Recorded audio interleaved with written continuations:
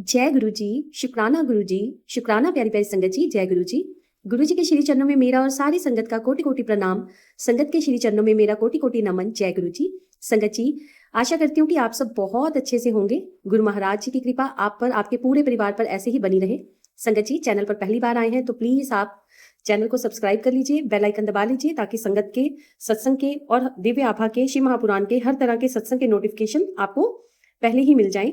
संगत जी, गुरु जी महाराज ने आज बहुत ही डिवाइन मैसेज आप सबके लिए शेयर किया है और स्पेशली उन आंटी अंकल के लिए ये मैसेज है संगत जी जो अपने परिवार, अपने बच्चों के भविष्य को लेकर के कुछ चिंतित हैं। तो संगत जी, बड़ी प्यारी ही कहानी के साथ एक संगत के जीवन का सफर आपसे साझा करते हुए संगत जी मैं आपको गुरु जी महाराज का वो मैसेज साझा करूंगी जो कि गुरु जी महाराज ने बहुत बहुत बहुत गूढ़े मन से आपकी इस बच्ची के, अपनी इस बच्ची के दिल में डाला और संगत जी आज वो विचार आपसे साझा किया जाएगा। संगत जी, एक बार की बात है, एक संगत थी जिनका जीवन एकदम ही बिखर चुका था। घर में उनके इतना कलेश होता था, शरीर में इतनी बीमारी हो गई थी और संगत जी उनके बच्चे जीवन के सही रास्तों से भी भटक चुके थे और कभी कभी लगता था कि शायद ये उनके कर्मों का फल है, शायद उनके पितृ नाराज हैं और कभी उन्हें लगता था कि शायद लोगों की बुरी नजर का असर है या फिर घर में, परिवार में कोई नेगेटिविटी है। संगत जी, ऐसे ही आंटी बहुत परेशान रहती थी। संगत जी, इसके चलते आंटी ने कोई जगह नहीं छोड़ी, कोई डॉक्टर, कोई पंडित, कोई बाबा, कोई ज्योतिषी, कोई तांत्रिक, जो भी उनको अपने घर परिवार, बच्चे, अपने हस्बैंड को सही करने के लिए, घर में खुशियां रखने के लिए, घर परिवार में शांति बनाए रखने के लिए जो कुछ भी कहता था, आंटी सब तरह के तरीके अपनाती थी। चाहे कभी कोई माला जाप करता, चाहे कभी कोई ग्रह शांति के लिए बोलता, कोई तंत्र मंत्र करवाता और संगत जी चाहे कभी कोई भारी भारी फीसेस लेके भी खुद से पाठ करने को कहता। पर संगत जी, आंटी ने सब कुछ किया, सबकी बात सुनी, सबके दिखाए हुए मार्ग पर चली, बट उनको सुकून नहीं मिला और उनके घर परिवार का कला कलेश और ज्यादा बढ़ता गया। संगत जी, फिर एक दिन ऐसा भागों वाला दिन आया कि किसी ने उनको गुरु जी का रास्ता दिखा दिया और उन्होंने कहा कि गुरु जी के दरबार में चलो। सिर्फ उन्होंने इतना ही कहा। आंटी अपने जीवन से बहुत थक चुकी थी, निराश थी, बट संगत जी कैसे तैसे आंटी के कदम बढ़ ही गए। उन्होंने उनकी बात मानकर गुरु जी के दरबार में जाना चाहा और जाती भी कैसे नहीं संगत जी, क्योंकि उस रब की पुकार थी जो सही वक्त आने पर खुद अपने चरणों में हम सबको बुलाते हैं और उस वक्त वो आंटी का सही समय था। आंटी मंदिर पहुंची और आंटी वहां जाकर बहुत हैरान, बहुत ऐसे अचंभे में पड़ गई कि यहाँ ना तो कोई तामझाम है, ना ही कोई शोर है, ना ही कोई तंत्र मंत्र क्रिया है, ना ही कोई दिखावा है, ना ही कोई मेला है, ना ही कोई पूजा पाठ है। जो भी मिला वो था संगत, संगत का प्यार और सबसे बड़ी चीज जो उन्हें मिली वो था सिर्फ और सिर्फ गुरु जी का मुस्कुराता हुआ चेहरा और वो शब्द जो आंटी के कानों में गूंजे, चिंता ना कर, तेरा कल्याण किता, जा ऐश कर। इतना सुनते ही आंटी ने वहीं पर ही अपना गुरु जी के चरणों में सरेंडर किया और उसके बाद आंटी ने कभी पीछे मुड़ के नहीं देखा। संगत जी, ना कोई दवा, ना ही कोई उपाय बताया गया, सिर्फ गुरु जी के निकले हुए कुछ वचन, एक शब्द और संगत के जीवन का अंधेरा धीरे धीरे दूर होने लगा। संगत जी, आंटी के घर से, आंटी के शरीर से धीरे धीरे बीमारियां दूर होने लगी। बच्चों में बहुत बदलाव आया जो कि आंटी कभी एक्सपेक्ट ही नहीं कर सकते थे। उनके मन का तूफान शांत हो गया। घर परिवार का वातावरण स्वच्छ रहने लगा, शुद्ध रहने लगा, शांतिपूर्ण रहने लगा और घर परिवार फिर से संभलने लगा, फलने फूलने लगा। मानो आंटी के संपूर्ण जो गुरुजी के प्रति विश्वास था और समर्पण था वो गुरुजी तक पहुंच गया था और गुरुजी ने उसके और उसके बच्चों के जीवन की डोर को अपने हाथ में ले लिया था। संगत जी, उस दिन समझ आ गया कि जहाँ डॉक्टर, पंडित, बाबा, ज्योतिषी ये सब हार जाते हैं, वहां गुरुजी की मुस्कान सबसे बड़ी दवा का काम करती है। गुरुजी का कहा हुआ एक शब्द सबसे बड़ा उपाय होता है। गुरुजी का दिया हुआ मंत्र जाप आपके जीवन का सबसे बड़ा जाप होता है। गुरुजी की शरण जीवन का सबसे सुंदर समाधान होता है। संगत जी, आंटी का ये जीवन, आंटी का ये सत्संग बहुत बहुत प्रेरणादायक होता है और देखिए ये सत्संग आंटी के जीवन को, उनके परिवार को कहाँ ले जाता है। संगत जी, आंटी का बहुत बहुत शुक्राना, जिन आंटी का भी ये सत्संग है उनका बहुत बहुत शुक्राना अपना एक्सपीरियंस साझा करने के लिए। संगत जी, गुरु महाराज जी अब हम सबसे आज कहना चाहते हैं, जब भी रास्ते बंद लगे तो बस मेरे दरबार में आ जाना। मैं कुछ कहूँ ना, कुछ ना कहूँ, मेरे स्वरूप में मेरी मौजूदगी सब कुछ कह जाएगी। मैंने तुम्हारा कल्याण कर दिया है, तुम बस शुक्राना करो। जय गुरु जी, शुक्राना गुरु जी, शुक्राना शुक्राना शुक्राना मेरे परमपिता परमेश्वर, हमारे परमेश्वर। जय गुरु जी। संगत जी, आइए गुरु जी महाराज का शुक्राना करते हुए और महामंत्र जाप करते हुए दिव्य आभा के डिवाइन सत्संग को आगे बढ़ाएंगे। दिव्य आभा में से अगला सत्संग सुनेंगे संगत जी। ओम नमः शिवाय, शिव जी सदा सहाय। ओम नमः शिवाय, गुरु जी सदा सहाय। जय गुरु जी। संगत जी, संगत जी, आज दिव्य आभा में से हम जिनका सत्संग सुनने जा रहे हैं, प्रदीप सूद अंकल जी हैं, कपूरथला से। अंकल जी बताते हैं, मेरी पत्नी के एक संबंधी जो पंजाब के कपूरथला जनपद में स्थित सिद्धवा दोना ग्राम में रहते हैं, उनके घर 2 पुत्रियों के पश्चात जुड़वा पुत्र उत्पन्न हुए थे, पर 4-5 दिनों के बाद ही दोनों की मृत्यु हो गई। परिवार स्तब्ध रह गया। माँ पूर्ण तरह से शोक में डूब गई और परिवार का व्यवसाय भी धीरे धीरे डूबने लगा। एक दिन पिता ने मुझसे फोन पर बात करी तो मैंने उन्हें गुरुजी के दर्शन करने के लिए कहा। सत्संग सुनकर उनके मन में गुरुजी के आशीर्वाद की कामना जागृत हो गई। पिता को बहुत अच्छे दर्शन हुए। एम्पायर स्टेट से निकलने के पश्चात वह अति आशावान थे। उनकी आंखों में आंसू थे और उन्होंने कहा कि आज उन्होंने भगवान के दर्शन कर लिए हैं। फिर वे अपने गांव वापस चले गए। आज उनके कहे बिना ही वह एक स्वस्थ पुत्र के पिता हैं। जब वे अगली बार आए तो गुरुजी ने उनको ये कहकर जाने के लिए कहा कि उनकी मनोकामना पूर्ण हो गई थी। गुरुजी की ऐसी कृपा है, उन्होंने परिवार को न केवल एक पुत्र दिया, उसे शोकावस्था से भी बाहर निकाला। आशीष की कोई सीमा नहीं होती। एक शब्द के अनुसार कृपा वृष्टि सब पर होती है, परंतु केवल नम्र प्रकृति वाले ही उसे ग्रहण कर पाते हैं। ठीक उसी प्रकार जैसे ऊंचे पर्वतों से जल बहकर नीचे घाटियों में आ जाता है और वहीं ठहर जाता है, ऐसे ही आप अपने हृदय से जब अहंकार भाव निकाल देंगे और अपने गुरु के प्रति श्रद्धा, प्रेम और विश्वास रखेंगे तो सब कुछ ही मिल जाता है। प्रदीप सूद अंकल, कपूरथला से। जय गुरु जी। आइए संगत जी, अगले संगत जी का सत्संग सुनेंगे दिव्य आभा में से। जिनका सत्संग हम लेने जा रहे हैं उनका नाम wing commander B Lakhan Pal ji है, जो कि आगरा से हैं। 20 वर्ष पहले जब मैं आगरा स्थित वायुसेना छावनी में विमान चालक था, मेरे वार्षिक चिकित्सा परीक्षणों के चिकित्सकों को मेरी ईसीजी में कुछ प्रतिकूल लक्षण मिले। मेरी बहन के पति ब्रिगेडियर दत्ता उस समय जलंधर में कार्यरत थे। वह अपने परिवार सहित गुरुजी के पास जाया करते थे। मेरी बहन ने गुरुजी के दर्शन करने का आग्रह किया। दर्शन के पश्चात गुरुजी मुझे कमरे में ले गए और मेरे हृदय पर एक चम्मच रखकर बोले, जा तेरा कल्याण हो गया। संगत जी, फिर जब मैं आगरा लौटा तो पुणे मेरा ईसीजी लिया गया। गुरुजी की कृपा से सभी सामान्य आया। अगले दिन मेरी पत्नी जलंधर जा रही थी। मैंने उसे गुरुजी के दर्शन करने के लिए कहा तो उसने अनिच्छा व्यक्त करी। वह नहीं जाना चाहती थी। जब वह गुरुजी से मिली, उन्होंने उसे कहा कि आगरा में तो वह उनके पास नहीं आना चाह रही थी। वह आश्चर्यचकित थी कि उनको कैसे पता लग गया। जब वह उनसे चलने की आज्ञा ले रही थी तो उन्होंने कहा कि जम्मू से वह फिर उनके दर्शन के लिए आएगी।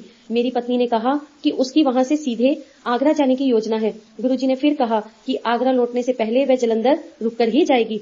संगत जी, जब मेरी पत्नी जम्मू पहुंची तो उसने अपनी मां को एक त्वचा रोग से पीड़ित पाया, जिसका कोई भी उपचार डॉक्टर्स के पास नहीं था। उसने अपने माता पिता को फिर गुरुजी के बारे में बताया। उसके पिता ने आग्रह किया कि वह अपनी मां को लेकर गुरुजी के पास जलंधर जाए। अगले दिन मेरी पत्नी पुनः गुरुजी के चरणों में थी। जैसा गुरुजी के वचन थे, गुरुजी ने कहा था कि तुम जम्मू आगरा जाने से पहले जम्मू से होते हुए हमारे पास होके जाओगी। गुरुजी ने मेरी सास को अपना आशीर्वाद दिया था और कुछ ही दिनों में वे फिर से स्वस्थ हो गई थी।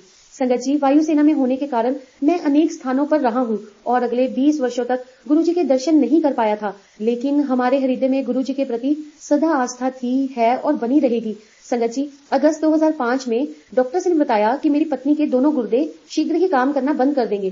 संगत जी, उस वक्त हमें समझ नहीं आ रहा था कि हम क्या करें। किसी ने बताया कि गुरुजी अब दिल्ली में है। संगत जी, हमें फिर से आशा जागृत हुई कि उनकी कृपा से ही सब ठीक होगा। अतः 20 सालों के पश्चात जब हम गुरुजी के पास पहुंचे तो उन्होंने मुझे मेरे नाम से संबोधित किया। संगत जी, मैं बहुत हैरान था। उन्होंने कहा कि उनको मेरी पत्नी की स्थिति का पूर्ण ज्ञान है और संगत जी, उन्होंने हमें ताम्र लोटा लाने को भी कहा। अगले दिन जब हम लोटा लेकर पहुंचे तो उन्होंने मेरी पत्नी को आशीर्वाद देते हुए कहा कि तेरा कल्याण कितना। संगत जी, उस दिन से मेरी पत्नी दिन ब दिन स्वस्थ होती रही और संगत जी, अगस्त 2004 में उसका क्रिएटिनिन की मात्रा 7.2 थी, जो 10 माह में घटकर 5.1 रह गई है। हमें पता है कि ये सिर्फ और सिर्फ गुरु कृपा से ही संभव हो रहा है। मुझे विश्वास है कि हमें सदा उनका आशीष मिला है और मिलता ही रहेगा। Wing commander B Lakhanpal, Agra से। जय गुरु जी। संगत जी, अगला सत्संग हम दिव्य आभा में से जो सुनने जा रहे हैं, बख्शीश सिंह अंकल जी का है, जो कि डुगरी से हैं, जो कि गुरुजी का ही गांव है। गुरुजी का वहां पे धाम है। संगत जी, आइए बड़े प्रेम भाव से ये सत्संग सुनेंगे। संगत जी, 1996 में डुगरी ग्राम गुरुजी का जो पैतृक स्थान है, जहां पर गुरुजी का जन्म हुआ, वहां के श्री बख्शीश सिंह गुरुजी की शरण में आए। उनकी पुत्री के एक कान का पर्दा पिछले 12 वर्ष से क्षतिग्रस्त था। उसे ज्वर के अतिरिक्त गले में खारिश रहती थी और कान से उसके पस भी बहता रहता था।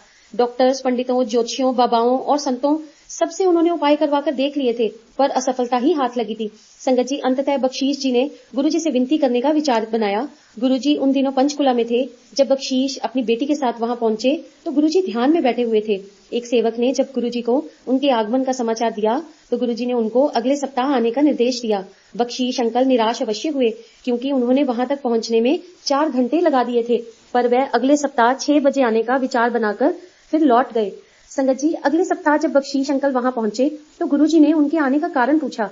गुरुजी तो जानी जान है, फिर भी कभी कभी संगत जी गुरुजी संगत को बोलने का मौका देते थे।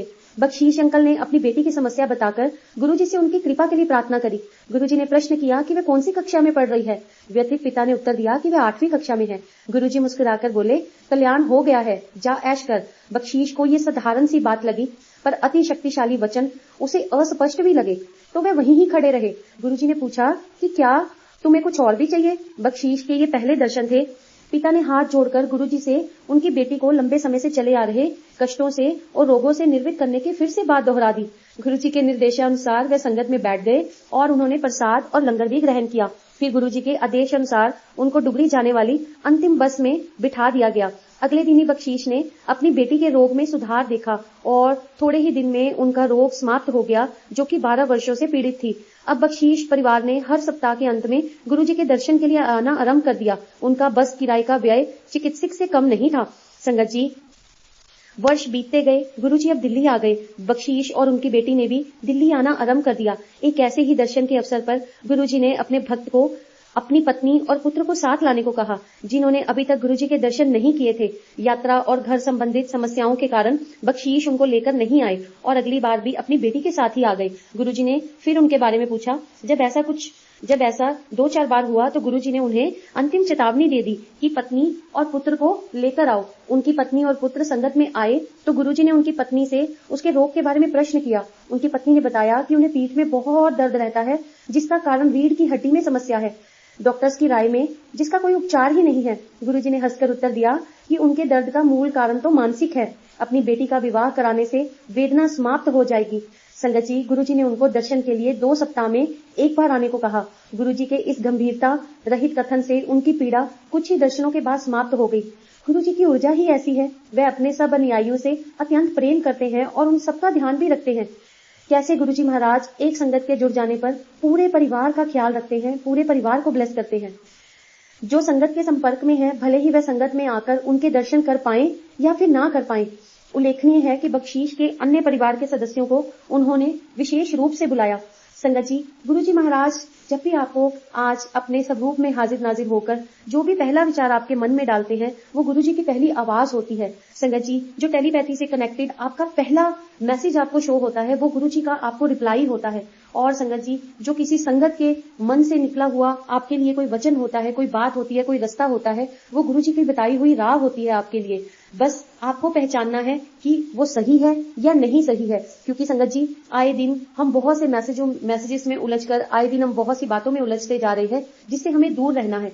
गुरु के प्रति आपकी प्रेम, आपकी श्रद्धा, आपका पूर्ण समर्पण इतना गूढ़ होना चाहिए कि आपको पता लग जाना चाहिए कि कब आपके गुरु की आवाज आपको आई, कब आपके गुरु ने आपसे कान में कुछ कहा, कब आपके गुरु ने आपके मन में कोई विचार डाला, कब आपके गुरु ने आपकी हर एक छोटी से छोटी विश पूरी कर दी और आपको पता चल जाता है कि ये आपके गुरुजी ने ही किया है। और कब जब आपको टेलीपैथी से मैसेज आता है तो आपको उसी वक्त पता चल जाता है कि ये मैंने अपने गुरुजी से अभी ही तो पूछा था और अभी गुरुजी महाराज ने उसका मुझे जवाब दे दिया है। तो अपना जो रिश्ता है अपने गुरुजी के साथ इस तरह से बना के रखें। आइए संगत जी, सत्संग को आगे बढ़ाते हैं। बख्शीश अंकल दिल्ली महीने में एक बार आते थे। एक बार गुरुजी ने उनको अपने पास बुलाकर 2 सज्जनों से परिचय करवाया। वार्ता के दौरान बख्शीश अंकल के पिता का उल्लेख आया, जो 85 वर्ष के रहे होंगे। वह स्वस्थ थे, उनकी दृष्टि भी सामान्य थी और दंत पीड़ा भी नहीं होती थी उन्हें। बख्शीश अंकल ने कुछ निर्भीक होकर उनको अपने पिता के रोग के बारे में बताया, जो घुटनों से टखनों तक था। चिकित्सक उनके रोग या पीड़ा को कम नहीं कर पाए थे। गुरुजी ने बख्शीश अंकल को विश्वास दिया कि वे चिंता ना करें, उनके पिता को रोग से निर्वित मिल जाएगा। प्रभु ने ये भी कहा कि यद्यपि डॉक्टर सहायता करते हैं, उन्हें भी अपनी जीविका अर्जित करनी होती है, तो उन्हें अपना काम करने दे।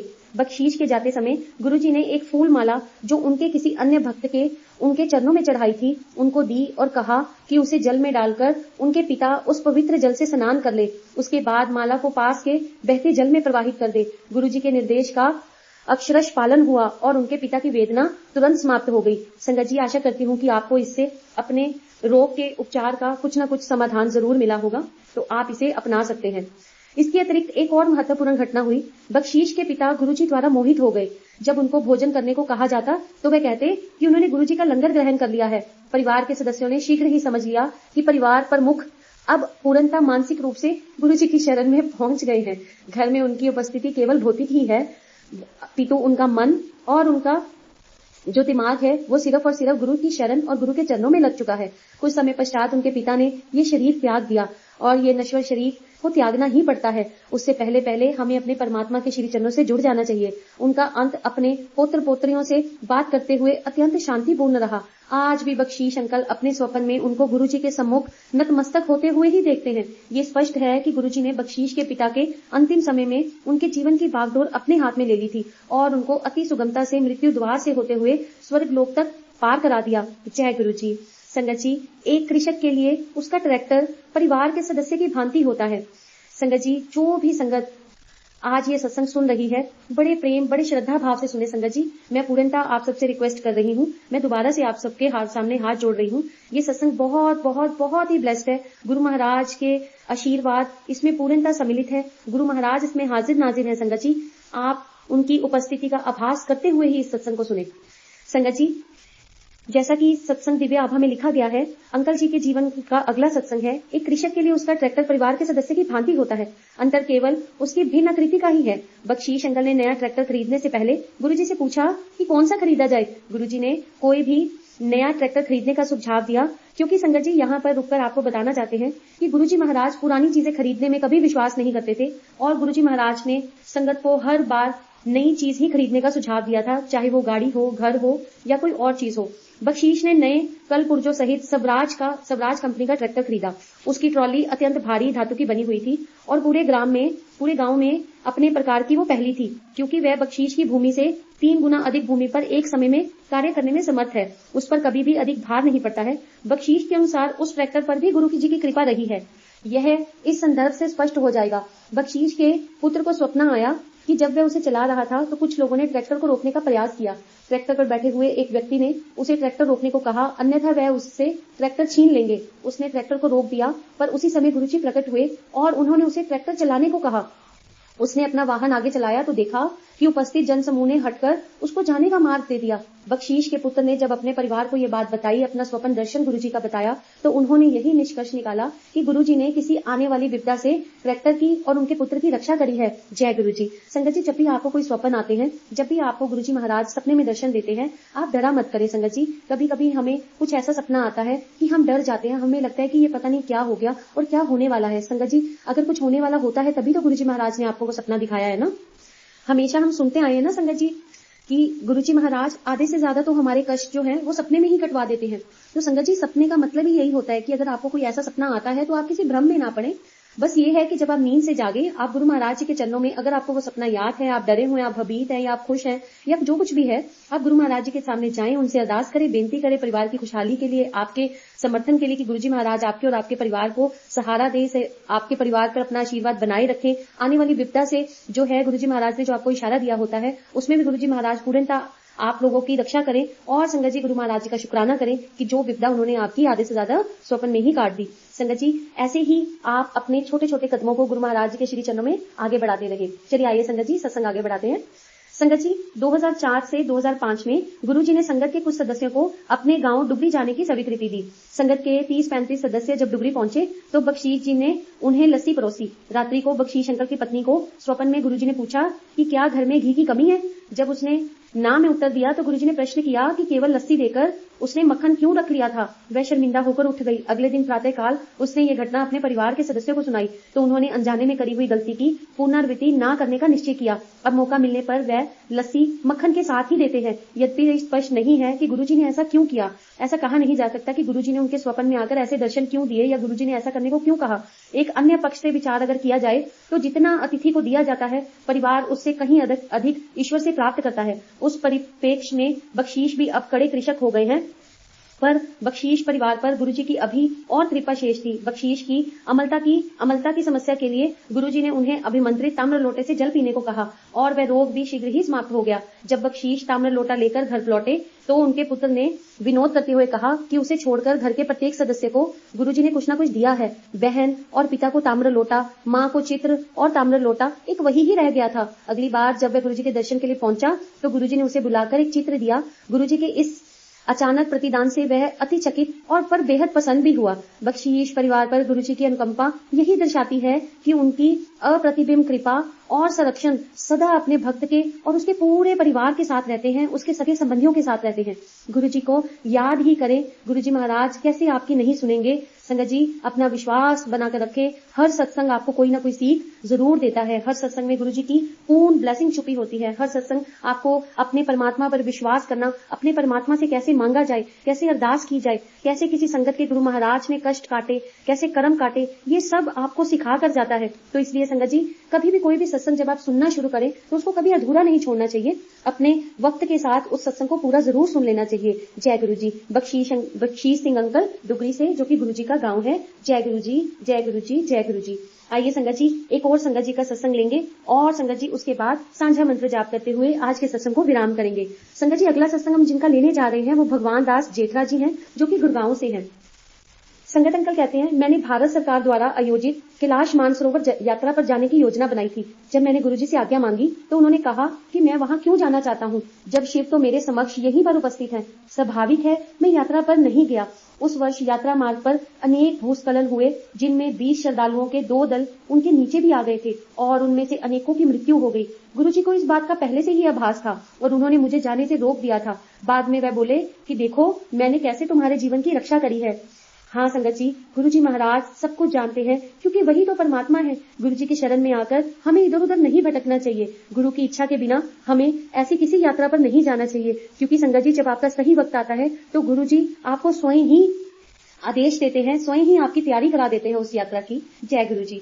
संगत जी, एक बार मुझे गंभीर हृदय रोग हो गया था और एंजियोग्राफी की सलाह दी गई थी। गुरुजी के निर्देश के अनुसार यह अखिल भारतीय आयुर्विज्ञान संस्थान में हुई। इस पद्धति के बाद मुझे गहन सेवा केंद्र में ले जाया गया, क्योंकि मुझे शांत दिल का दौरा पड़ चुका था। मेरी 2 रक्त धमनियां करीब करीब पूरी तरह बंद थी और तीसरी 90% बंद थी। संगत जी, उसी दिन अपराह में मुझे फिर से दिल का दौरा पड़ गया। गहन सेवा केंद्र में होने के कारण तुरंत मेरा उपचार हो गया। संगत जी, आप सोचिए, यदि मैं घर पर होता तो मेरे पास चिकित्सालय तक पहुंचने का समय ही नहीं होता। मानिए तो मेरे जीवन का समय ही समाप्त हो गया होता। संगत जी, रात्रि 10 बजे बताया गया कि मेरे हृदय की बाईपास शल्य क्रिया उसी समय होनी बहुत जरूरी है, पर 2 कारणों से यह विपत्तिजनक भी थी। प्रथम मेरे हृदय के अवरोधों के कारण और दूसरा मेरे रुधिर को पतला करने की औषधियों के लगातार सेवन के कारण। मेरे परिवार के सदस्यों ने जब गुरुजी से उनकी कृपा के लिए अनुग्रह किया तो वे बोले कि डॉक्टर को अपना काम करन दो और वो मेनू साम लेंगे। उन्होंने बोला कि चिकित्सकों को अपना कार्य करने दो, मेरे शरीर का के अंदर का वे सब संभाल लेंगे। संगत जी, उन्होंने ही फिर मुझे ठीक किया। उसी रात को मेरे हृदय की शल्य चिकित्सा हुई। अंदर अत्याधिक रक्त प्रवाह और अन्य बाधाएं थी, पर गुरुजी की कृपा से सब कुशल पूर्वक हो गया। संगत जी, अब वह समय तो बीत चुका है। मैं तो पूर्णतः सामान्य हूँ, इसमें कोई 2 राय नहीं है कि उन्होंने ही उस वक्त मुझे नया जीवन प्रदान किया था। संगत जी, हम अपने जीवन में 100 टाइम्स हमारी जो मृत्यु है वो तय होती है। ये गुरबानी में भी लिखा गया है, हर ग्रंथ में भी लिखा गया है कि इंसान की मृत्यु एक बार तो आनी ही आनी है, जब उसकी सांसें कभी वापस नहीं आ सकती। पर जीते जी जितनी भी उसकी सांसें होती हैं वो 100 बार मरता जरूर है और 99 टाइम्स ईश्वर उसे किसी न किसी हाल में बचाते ही हैं। और 99 टाइम्स जो जी गया वो समझ लीजिए वो रब का बंदा ही बन चुका होता है। और कई बार तो न जाने ऐसे कर्म किए होते हैं, ऐसी कृपा भगवान की नहीं होती। जैसे हम सुनते हैं ना कि उसका बच्चा जल्दी ही पूर्ण हो गया, या उसके पेट में ही बच्चे की डेथ हो गई, या कभी कभी कोई 18 वर्ष से 25 वर्ष की आयु में ही चला जाता है। या कभी आप देखते होंगे कि किसी की शादी हुई, कुछ ही वक्त हुआ था, एक बच्चा हुआ और उसकी वाइफ या उसके पति जो है वो इस जीवन काल को पूरा करके चले गए। तो संगत जी, वो 99 की गिनती तक पहुंच ही नहीं पाते, क्योंकि या तो उनके लेख ही ऐसे लिखे होते हैं या फिर वो परमात्मा के अभी उतने करीब नहीं गए होते। तो इसीलिए संगत जी, जब गुरु आपको अपनी शरण में लेते हैं तो वो आपको अनेक ऐसी बीमारियों से बचाते हैं, अनेक ऐसी विपदाओं से बचाते हैं, एक्सीडेंट से बचाते हैं। बहुत कुछ ऐसा होता है जिससे गुरु आपकी रक्षा करते हैं और आपको हर बार नवजीवन प्रदान करते हैं। जब आपका अंतिम समय आता है उसमें गुरु हस्तक्षेप नहीं करते, क्योंकि अंतिम समय सबका ही आना है, चाहे वो उम्र छोटी हो चाहे वो उम्र बड़ी हो। इसलिए संगत जी, आज जो संगत बार बार कई बार बड़े दुखी मन से, बड़े पीड़ा के साथ कई बार ये मैसेज करती है कि आंटी ऐसा हो गया था, आंटी हमारे बच्चे के साथ ऐसा हो गया था, हमारा बच्चा भगवान के चरणों में जल्दी चला गया, उसके बाद हमारा परिवार पीड़ा में है, आज तक उस दुख को भूल नहीं पाया है। क्योंकि संगत जी, जब आप ये देख लीजिए कि चाहे मान लीजिए संसार कितना आगे निकल चुका है, चाहे इस संसार में अभी वो प्यार नहीं रहा, चाहे हर किसी के मन में अब सेल्फिशनेस बहुत ज्यादा बढ़ चुकी है, पर फिर भी परिवार में जब एक सदस्य जाता है, चाहे वो 90 साल की उम्र का ही क्यों ना हो, फिर भी उसी कमी खलती है। आप परिवार में किसी सदस्य की बात कर रहे हैं, हमारा तो पालतू जानवर भी चला जाए तब भी हम कितने कितने दिन के लिए खाना नहीं पसंद करते, क्योंकि हमारे मन से निवाला नीचे जाता ही नहीं है, क्योंकि वो प्यार होता है, वो प्रेम होता है। ऐसा ही प्रेम जब हम अपने गुरु से कर लेते हैं तो गुरु हमें इन सबसे बाहर निकलने में मदद करते हैं। संगत जी, जब हम अपने गुरु की शरण में आ जाते हैं तो वो हमें सहायता प्रदान करते हैं कि हम ऐसी अनगिनत मुश्किलों से निकल पाएं। जरूरी नहीं कि वो हमारे किसी अपने को छोड़ जाने की हो, कि वो हमें हमेशा हमेशा के लिए छोड़ गया हो। नहीं संगत जी, हम पर कई मुसीबतें आती हैं। संगत जी, हम रोते जरूर हैं और रोना निश्चित भी है, अनिवार्य भी है, बहुत जरूरी है कि आप रोएं, क्योंकि रोने से एक तो मन की मैल निकल जाती है, रोने से आपके अंदर का जो गंदगी होती है, जो कि हमारे मानसिक तनाव को पैदा करती है, वो निकल जाती है। ठीक है, रोने से आपका दुख जो है वो कम हो जाता है। अगर आप ये सब करते हैं तो आप करें।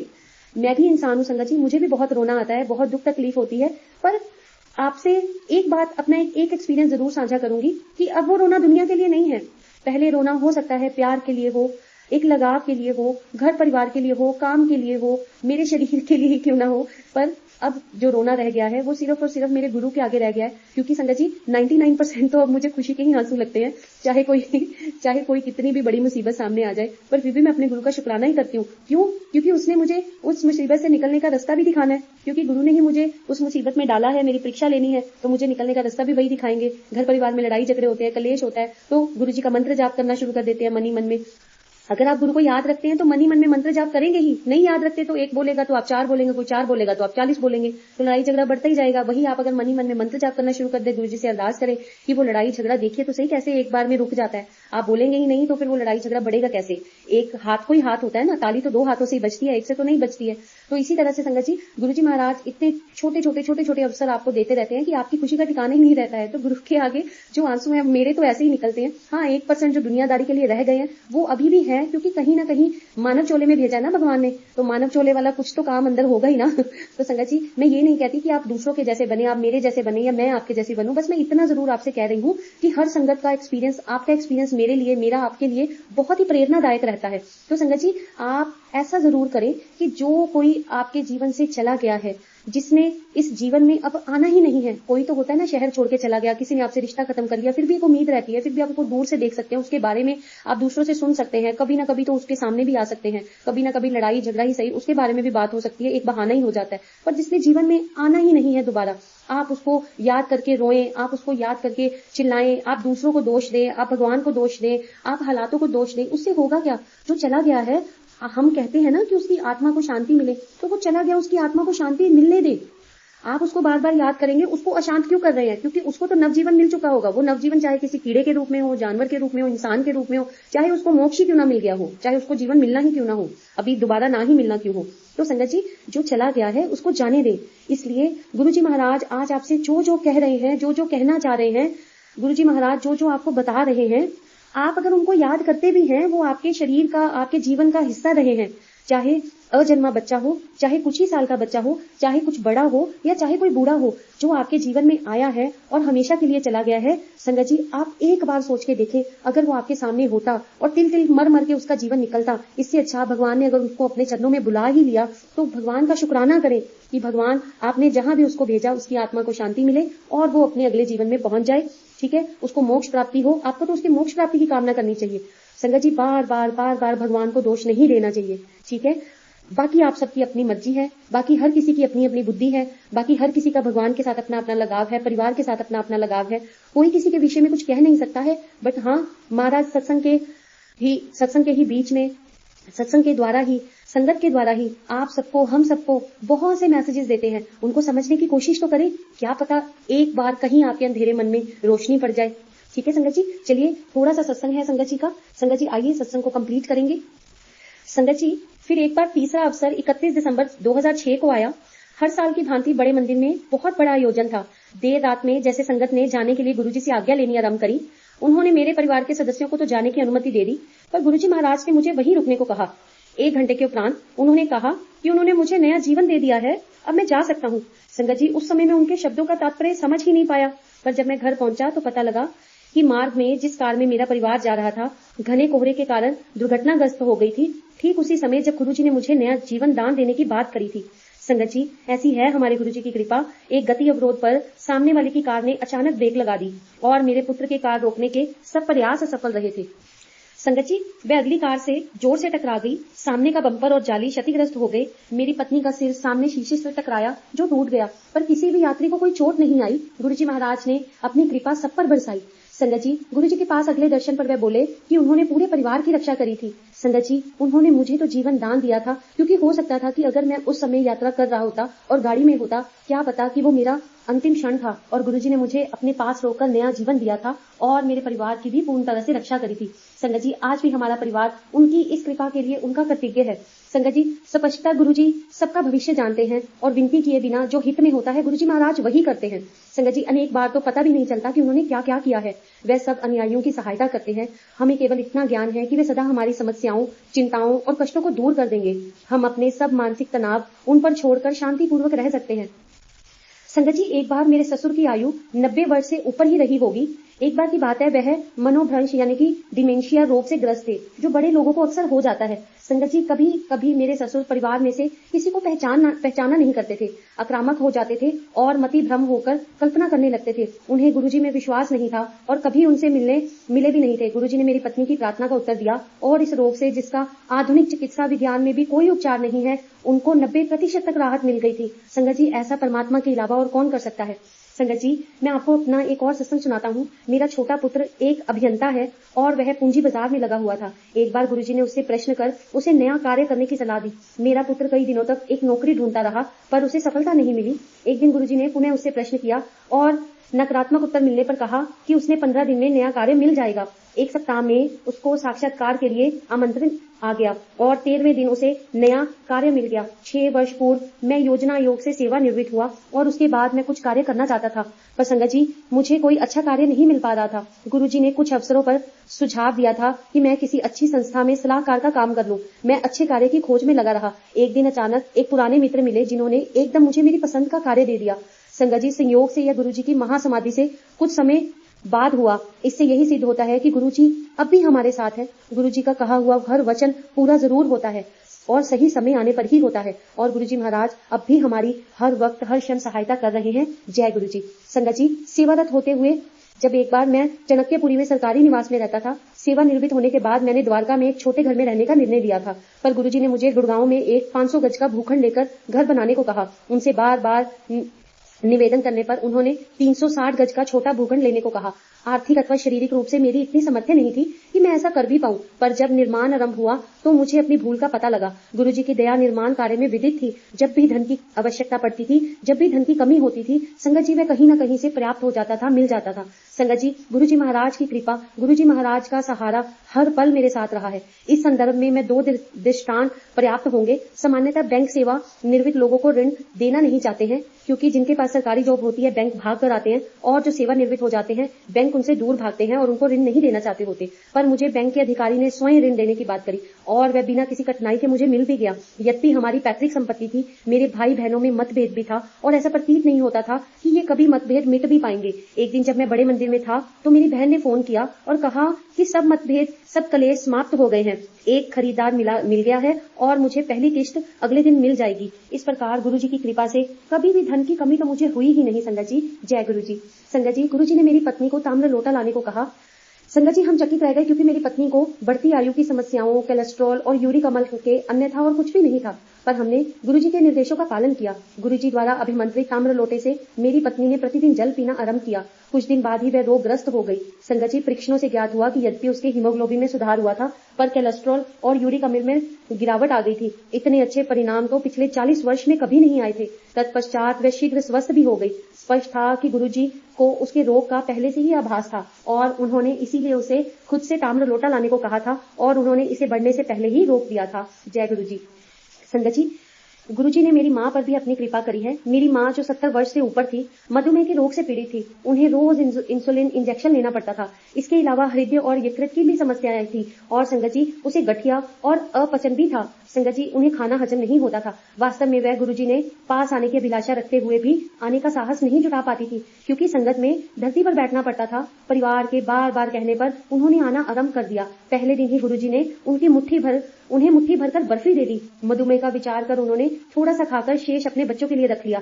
इतनी बड़ी सभा में गुरुजी के लिए ये देख पाना संभव नहीं था, पर गुरुजी तो अंतर्यामी है, वो तो परमात्मा है, वो तो सब देख सुन सकते हैं। उन्होंने उन्हें बुलाकर पहले से भी अधिक बर्फी देकर संगत में ही समाप्त करने का निर्देश दिया। उन्होंने वैसा ही किया और कुछ दिनों के उपरांत चिकित्सकों ने उनके मधुमेह में आश्चर्यजनक सुधार देखे। उनके इंसुलिन इंजेक्शन बंद कर दिए गए।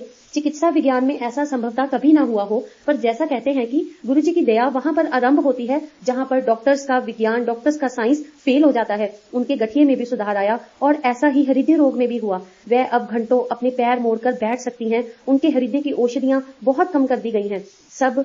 ये सब गुरुजी को उनकी स्थिति बिना बताए हुआ, जबकि हमने गुरुजी से कभी उनके लिए प्रार्थना नहीं करी थी। इसमें कोई संशय नहीं है कि गुरुजी हर स्थान पर है। उन्हें बताए बिना उन्हें सबका ज्ञान है और वह सब करने में सक्षम है। वह अपने अनुयायियों के हित में जो भी है वह स्वयं ही कर देते हैं। जय गुरु जी, जय गुरु जी। संगत जी जिनका अभी हमने सत्संग सुना, भगवान दास जेठा अंकल जी, जो कि गुड़गांव से हैं। जय गुरु जी। संगत जी आइए सांझा मंत्र जाप करते हुए, गुरु जी महाराज के श्री चरणों में अरदास करते हुए आज के सत्संग को विराम करेंगे।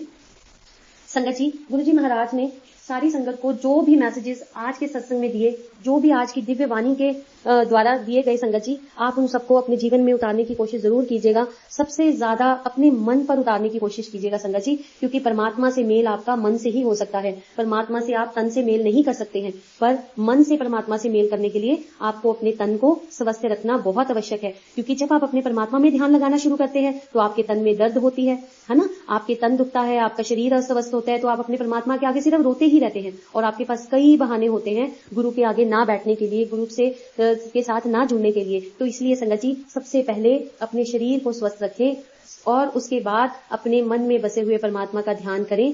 मन को खुश रखने के 1000 उपाय हैं, 1000 तरीके हैं, उनको अपनाएं। अपने जीवन में छोटी छोटी खुशियों में खुश रहना सीखें, छोटी छोटी बातों में खुश रहना सीखें। संगत जी छोटे छोटे जो चीजें आपके घर में हैं उनसे ही आप अपने मन को संतुष्ट करें। अपने बच्चों में, अपने घर परिवार में, और जो बच्चे हैं अपने माता पिता के साथ, अपने जो फ्रेंड सर्कल है उनके साथ अच्छे से रहें और सबकी रिस्पेक्ट करें आपस में, और ऐसे कोई भी वचन किसी को ना बोले जिससे कि संगत जी किसी का भी मन दुखे। आज गुरु जी महाराज के श्री चरणों में अरदास करते हुए सारी संगत के लिए गुरु जी महाराज के श्री चरणों में मैं भी यहाँ पर क्षमा याचना चाहूंगी। गुरु जी महाराज मेरे शब्दों से, मेरी वाणी से किसी को भी कोई भी कष्ट पहुंचा हो, किसी के मन को कोई भी ठेस लगी हो, किसी के जीवन में कभी भी कोई दुख तकलीफ आ गई हो मेरी वजह से, तो गुरु जी महाराज आप अपनी इस बच्ची पर कृपा करें, आप अपनी इस बच्ची को माफ करें, अपनी इस बच्ची को ऐसे ही अंधकार से निकालकर प्रकाश की ओर लेते जाए। और गुरु जी महाराज सारी संगत पर अपनी कृपा करें, सारी संगत के परिवार जन पर अपनी कृपा करें, हेल्थ ब्लेस करें। आइए संगत जी गुरु जी महाराज का मंत्र जाप करेंगे, साझा मंत्र जाप करेंगे। संगत जी जहां हैं, जैसे बैठे हैं, जैसे खड़े हैं, संगत जी जैसे जिस अवस्था में सत्संग सुन रहे हैं वैसे ही संगत जी पूरे भाव के साथ मंत्र जाप करेंगे। जय गुरु जी, शुक्राना गुरु जी। ओम नमः शिवाय, शिव जी सदा सहाय। ओम नमः शिवाय, गुरु जी सदा सहाय। ओम नमः शिवाय, शिव जी सदा सहाय। ओम नमः शिवाय, गुरु जी सदा सहाय। ओम नमः शिवाय, शिव जी सदा सहाय।